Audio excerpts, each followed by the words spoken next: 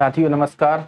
मैं Rajendra Vishwakarma Bundeli coaching classes में एक बार फिर आप सभी का हार्दिक स्वागत करता हूं। हम पढ़ रहे हैं बट्टा और ये बट्टा का हमारा तीसरा भाग है, क्योंकि इसके पहले हम कुछ क्वेश्चन देख चुके हैं। अब हमें देखना है आगे के सवाल, जो कुछ इनकी मेथड अलग है, देखने और पढ़ने में बहुत सरल है। शुरू करते हैं। हमारा पहला सवाल,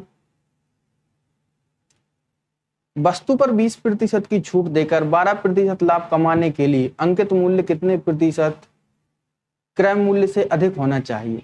सबसे पहले हम देखेंगे कि हमारा क्रय मूल्य क्या है। क्रय मूल्य तो इसमें कुछ नहीं दिया, तो ऐसी स्थिति में हमें क्या करना है, क्रय मूल्य मान के चलेंगे कि 100% है। यदि किसी वस्तु पर हमें 12% लाभ कमाना है, तो ऐसी स्थिति में मान के चलेंगे कि हमारा विक्रय मूल्य जिस पर हम अपने ग्राहक के लिए कोई वस्तु दें, तो उस पर 112% होगा, क्योंकि इसमें 12% लाभ है और जबकि 100% क्रय मूल्य है। अब इसमें लिखा है कि हमें वस्तु पर 80% की छूट देनी है अंकित मूल्य पर।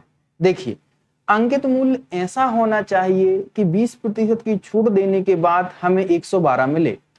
अगर हम 20% की छूट देते हैं तो हम कह सकते हैं कि अंकित मूल्य 80% होगा।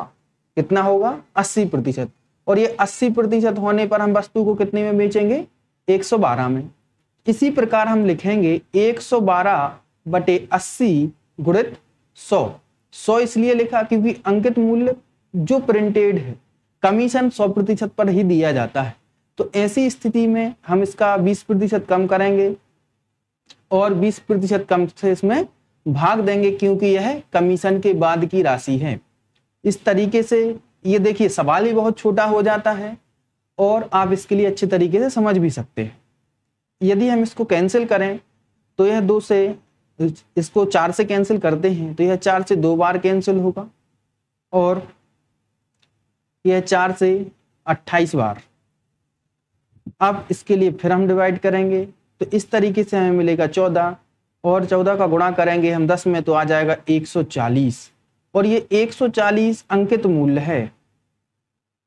ये 140 अंकित मूल्य है जो 100% से 40 ज्यादा है। तो हम कह सकते हैं 100 में से 40 ज्यादा है, तो हमारा करेक्ट आंसर होगा 40% अधिक अंकित किया जाए। अगला क्वेश्चन देखते हैं हम। एक पेन 18% की छूट देकर 23% लाभ पर बेचा गया। अंकित मूल्य क्रय मूल्य से कितना प्रतिशत अधिक अंकित किया जाए। तो देखिए, अब इसमें भी वही बात होगी कि क्रय मूल्य मान के चलेंगे हम। क्रय मूल्य होगा हमारा 100%, जबकि विक्रय मूल्य हमें 23% के लाभ पर चाहिए। तो ऐसी स्थिति में हम कह सकते हैं कि विक्रय मूल्य 123 होगा। अब 123 कब होगा? जब अंकित मूल्य पर कुछ छूट दे दी जाए। तो अंकित मूल्य पर कितनी छूट देते हैं हम? अंकित मूल्य होगा हमारा 100%। ये वो 100% है जैसे अंकित मूल्य के लिए मान के चलते हैं, क्योंकि हमें इस पर छूट देनी है। ये अलग है, ये शुरुआती है, तो इसके लिए हम मान के चलेंगे। अगर हम 18% की छूट देते हैं तो हमें ये 82% मिलता है। कितना मिलेगा? 82%। तो 123 कितने के बराबर होगा अंकित मूल्य की तुलना में? यह है अंकित मूल्य की तुलना में यह 82% के बराबर होगा। तो हम 82 से भाग देके इसमें 100 का गुणा करेंगे। 41 से यह 2 बार कैंसिल होगा, जबकि 41 से यह 3 बार कैंसिल होगा। इस तरीके से हमें सही उत्तर प्राप्त होगा 150 रुपए। ये हमारा अंकित मूल्य है। ये हमारा अंकित मूल्य है, जो कि अंकित मूल्य जो कि 100 से सीधा सीधा 50 ज्यादा है। तो हम करेक्ट आंसर लिखेंगे 50% अधिक अंकित किया जाए। ये हमारा आंसर होगा। अगला क्वेश्चन देखेंगे हम। वस्तु का अंकित मूल्य क्रय मूल्य से कितने प्रतिशत अधिक हो कि 35% के बट्टे पर भी 17% लाभ हो। देखिए, इस प्रकार के सवाल बार बार इसलिए करवाए जा रहे हैं ताकि आपको अच्छे तरीके से समझ में आए। सबसे पहले हम देखेंगे क्रय मूल्य, जहां क्रय मूल्य 100% के बराबर है, जबकि विक्रय मूल्य लाभ जोड़ दिया जाए इसमें तो 17% का लाभ हो, तो ऐसी स्थिति में हमारा विक्रय मूल्य 117 होगा। अब देखते हैं ये 117 कितने प्रतिशत के बराबर हो, 35% के बट्टे के साथ होने चाहिए। क्यों होने चाहिए? क्योंकि अंकित मूल्य 100% मान के चलेंगे, एक बार फिर 100% मानेंगे तो अंकित मूल्य अपने आप में 100% होता है। तो 100% में यदि हम 35% का बट्टा देते हैं तो हमें मिलता है 65%, और 65% में देने पर भी हमें 17 रुपए का लाभ होगा, 17% का लाभ होगा। तो ऐसी स्थिति में हम कह सकते हैं कि 117/65 गुणित 100, क्योंकि हमें ये 100 निकालना है जो अंकित मूल्य दिया है। 13 से यह 5 बार कैंसिल होगा, जबकि यह 13 से 9 बार कैंसिल होगा।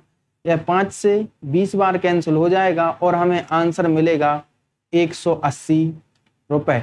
अर्थात क्रय मूल्य से यह सीधा सीधा या 180% है, सॉरी, जो क्रय मूल्य से 80% अधिक है। ये हमारा करेक्ट आंसर होगा। अगला प्रश्न देखते हैं।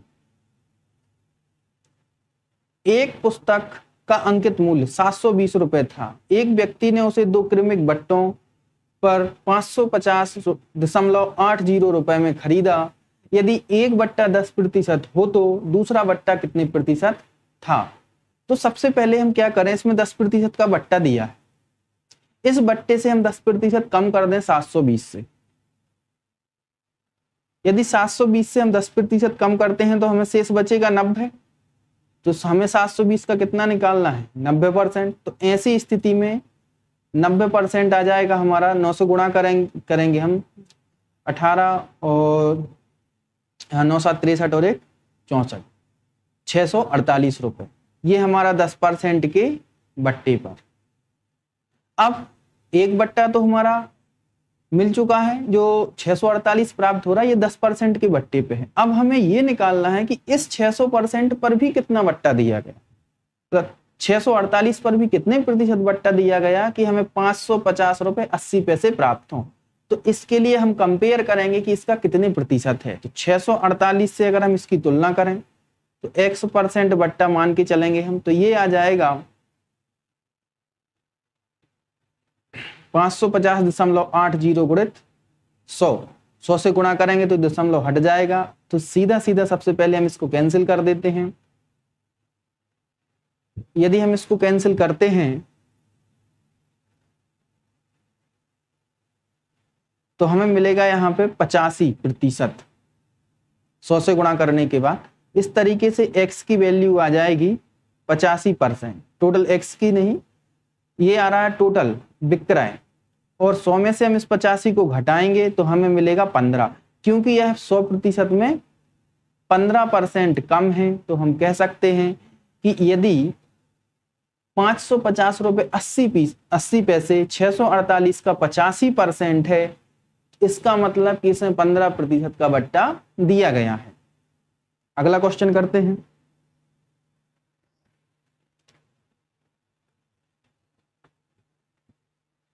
एक वस्तु का अंकित मूल्य 200 रुपए है। श्याम ने उसे 20% तथा x% के बट्टे पर 96 रुपए में बेचा।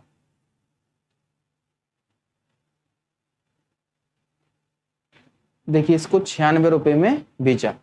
x का मान निकालिए। सबसे पहले हम 200 का 20% निकालेंगे। बट्टा कम करने के बाद कितना प्राप्त होगा, तो 80 प्राप्त हो रहा, 80% मिलेगा। 80% का आ जाएगा 160। अब 160 में भी इसने 96 पर दिया है, तो मतलब अब सीधा सीधा ये निकालना है कि 96 कितना परसेंट बट्टा देता है।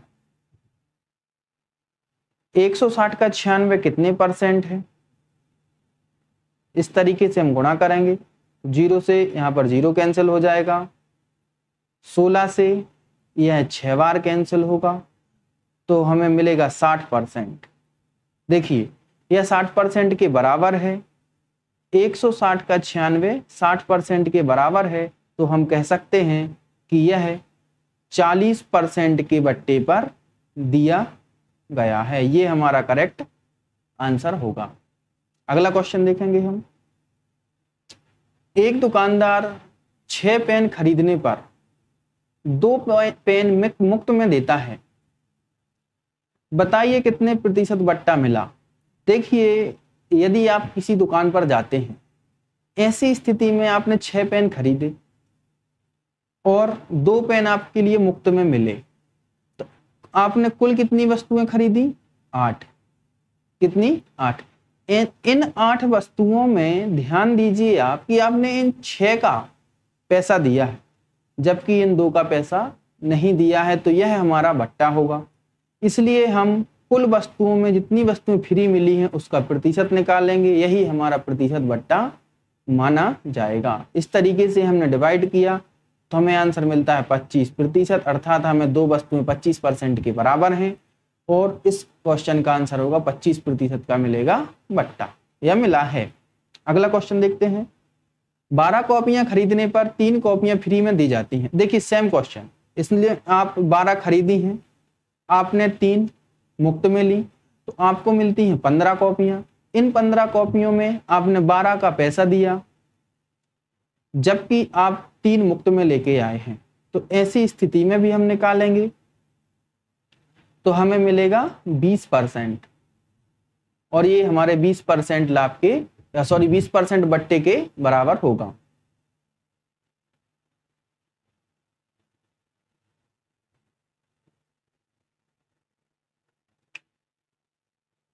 अच्छा लगे तो लाइक शेयर सब्सक्राइब जरूर करें। Thank you.